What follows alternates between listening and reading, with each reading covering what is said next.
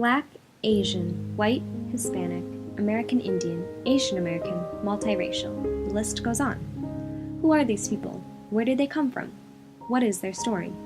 Today we want to talk about our stories, our experiences with stereotypes and development in a multicultural world.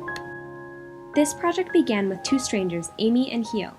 We often make superficial assumptions about people based on how they look, sound, and act. We also make judgments about where people are from, their education level, race, age, and so on. As we exchanged emails to arrange a time for us to meet, we both unconsciously made presumptions about each other. I thought Hio was Korean because of her last name, Park. Hio thought I was white because of my last name, Harms. When we did finally meet, it confused me when Hio spoke with a British accent. Therefore, I thought she was from the UK.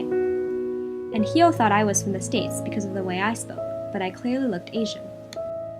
After getting to know one another, we realized how many beliefs and values we had in common.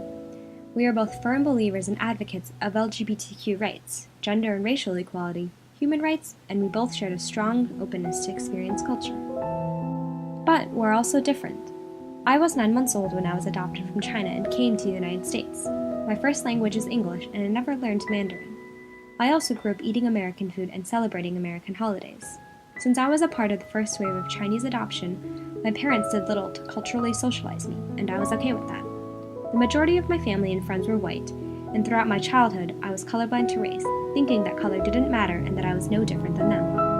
On the other hand, Hio was born in Korea but moved to Kuala Lumpur, Malaysia when she was 9. In contrast to me, English is her second language. She couldn't understand anything in school or community as the population is comprised of many ethnic groups, Malays, Chinese, Indians, and numerous indigenous people. Learning a new language, making new friends, and adapting to a new country wasn't easy.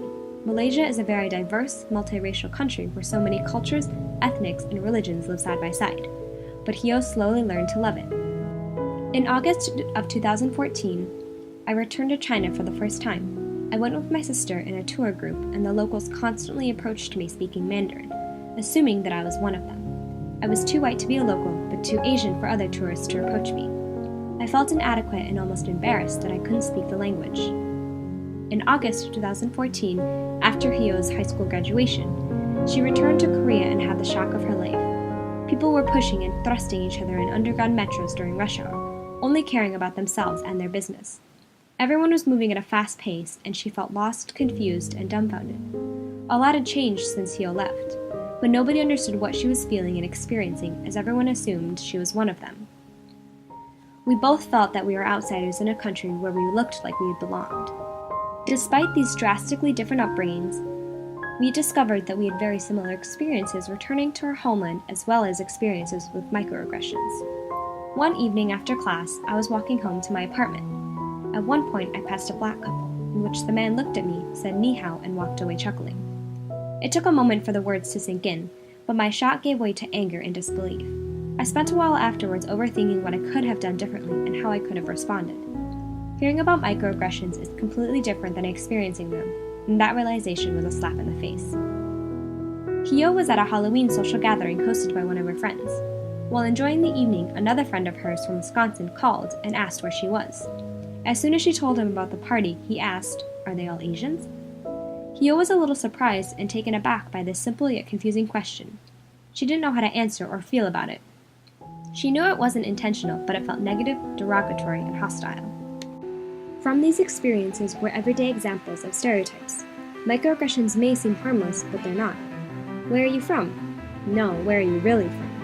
This simple question is marred by the fact that your physical appearance doesn't align with their concept of that racial or ethnic group, and it's not something some people are willing to accept. While we all make these types of judgments, more often than not, we are wrong.